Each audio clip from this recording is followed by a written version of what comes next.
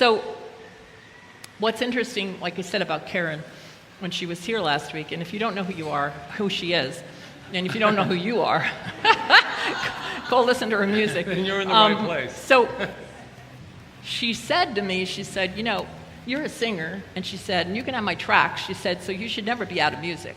And I was like, if something happens or whatever. So there we are, like I said before. So thank you, Karen. We appreciate you. Yay. And Karen, when we first arrived on island, actually gave us music so that we would have it. She just wrote me and said to Patrick and I, and just said, hello, Harley guys and girls. She just wrote and said, if you ever need music, here it is. And so she's very generous, loving, beautiful, amazing person. So this week, Patrick and I took 3 days away. We went to the cottages where we like to go. We can't leave island really, so we take that time to the Waimea Plantation cottages to just kind of recalibrate and remember who we are. And I'm really glad we did it. And what was interesting about it is that I'm grateful we did it too. I'm just so grateful.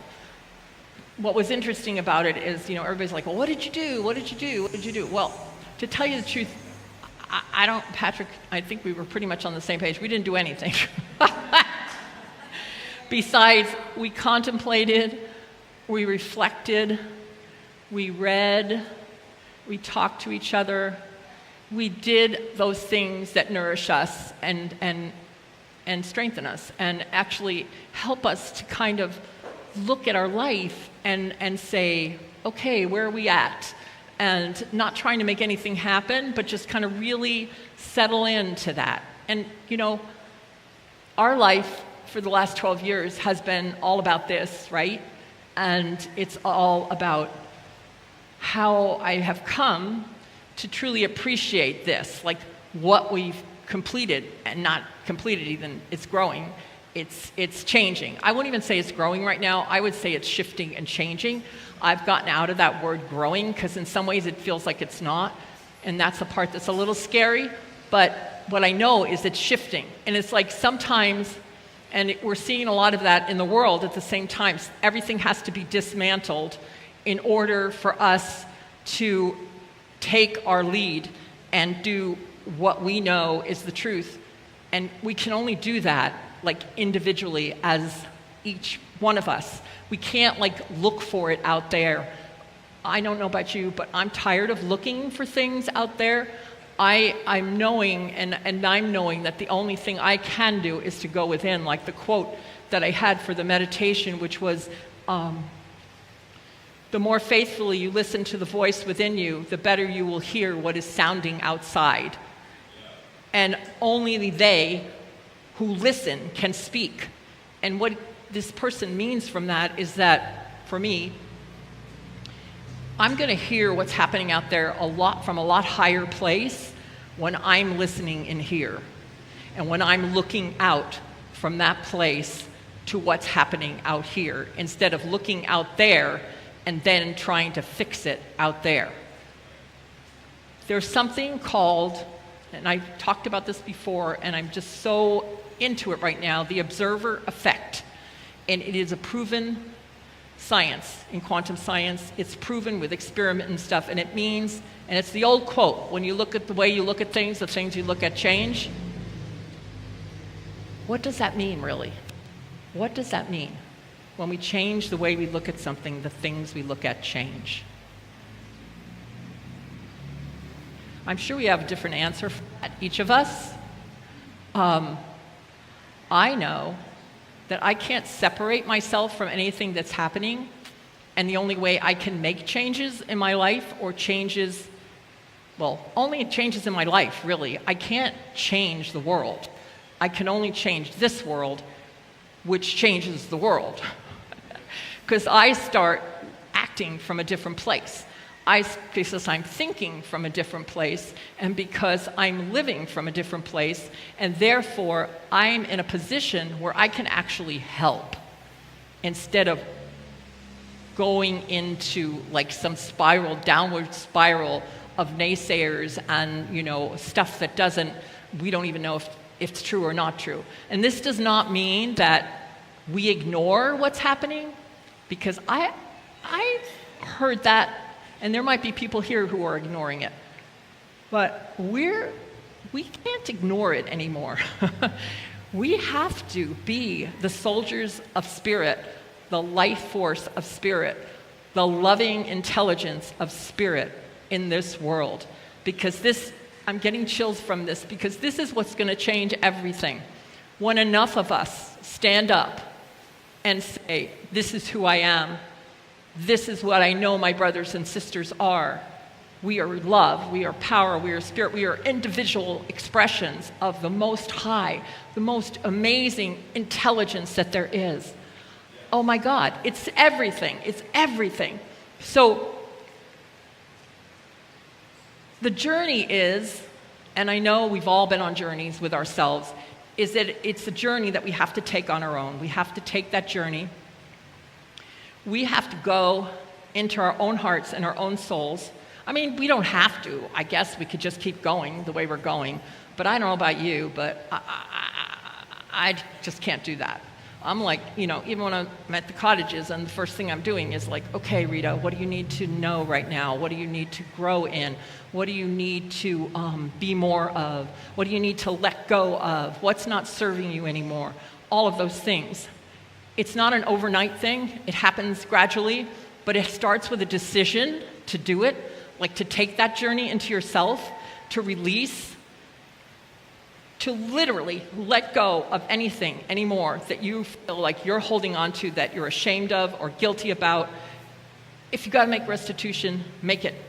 But it's not, because what happens, and it happens a lot, is people have wounds, and then they project those wounds on each other because they haven't solved those wounds themselves, and we're seeing a lot of that right now. So when you say, oh, there's nothing I can do, yes, you have a lot you can do. You can help by helping yourself and enjoying and loving the people you're around and being a light and not buying into the things that people say, and just being willing to stand for truth and to be willing to say what the truth is, that love is the truth, and not just let people say things that are destructive if you're listening and they're saying them to you. I'm not, everybody does it in their own way. This was not the way I intended this talk to go, but obviously it's the way it's going. So it never is. I just kind of let it go. I write a bunch of stuff, and I'm a writer, and I write blogs and do all this stuff, and then write books. And I just feel, for myself, as I was at the cottages and I was thinking about these things, I was like, and I would ask yourself, what am I still holding on to? What am I still ashamed of? What do I still feel guilty about? What am I don't feel worthy enough to have? What in my life, like whether it's a beautiful relationship or whether it's, more money, more friendships, whatever it is, what about me? If I want those things, there's nothing like that's being kept from us. Ernest Holmes says that. He says all we have to do is allow it. We just have to allow it. That's so easy to just allow it, or is it? Because sometimes we hold it back and we don't allow it because we think we're the ones that have to do it. But the title of the talk is From Burden to Brilliance. And we are releasing our brilliance right now. That's what I know. We're releasing our brilliance. At least that's what I'm doing the best I can. Ernest Holmes says the burden of life is not that we have to carry it, but we try to carry it alone. How many times have you tried to carry something you're going through alone? Right?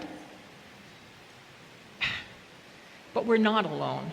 I tell this to people all the time when I'm talking to them and they're feeling that way, and when I'm feeling that way, is that there is this intelligence and love and beauty and power that's working through us, that no matter, even if we're alone in life, we're never alone. because that's always there for us. That's always there for us to turn to. You know the story of the prodigal son from the Bible, or maybe you don't, but when the guy came home, the son came home, he was expecting to be reprimanded and all that. And all his dad did was just turn to him and say, let's have a party. That story is just a metaphor for us. It's a metaphor that says, like, there's no condemning God, no matter what we grew up with, that said there was. There is not a condemning God. Can you imagine a God that we call love is going to be condemning us? Come on, guys. We're the only ones doing it. So, yeah. So if I have any message today, it's that no matter what's happened in our life, no matter what's happening right now, we don't have to carry it alone, and there's a brilliance in there. There's something that wants to shine through. That's us. That's the thing. Like for me, it's like that thing I know I still want to express. Like I'm bringing this labyrinth back. I'm determined. I'm becoming this and that with it, and I'm just going to bring it back, because just like Lauren Artress brought it to us in 1991, she brought this labyrinth that had been buried under chairs in Europe, and she brought it because she knew it was a place where people could have transformations.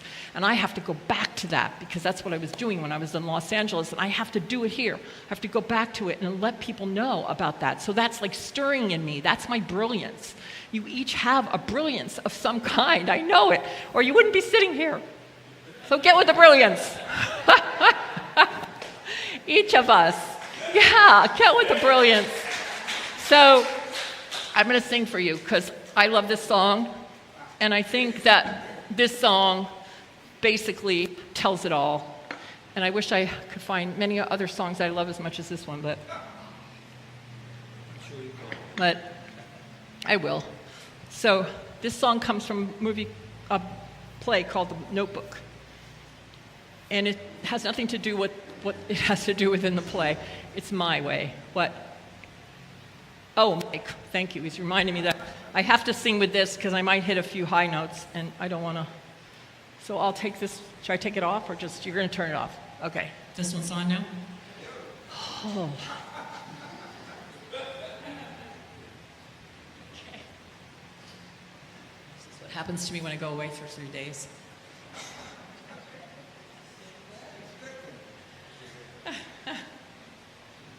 We all need to do that.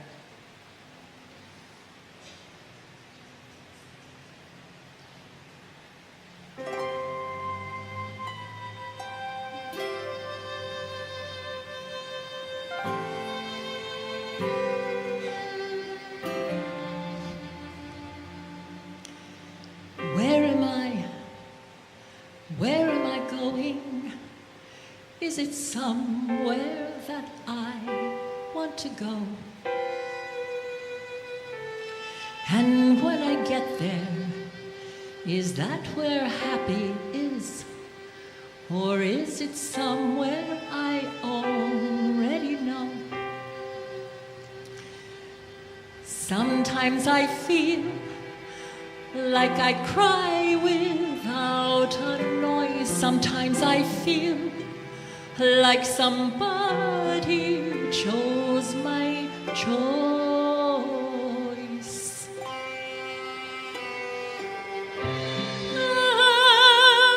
I have to run away.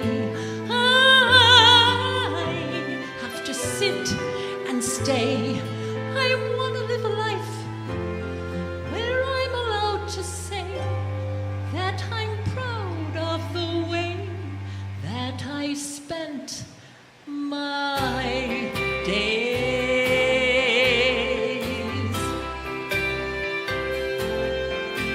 I can feel something growing. It is small, but it's shifting the ground. When I was younger, I could hear it. Now it's back. It's my sound. Sometimes I feel like I've lost my only voice, but then I realize only I can choose my choice. I have to run away. I have to sit and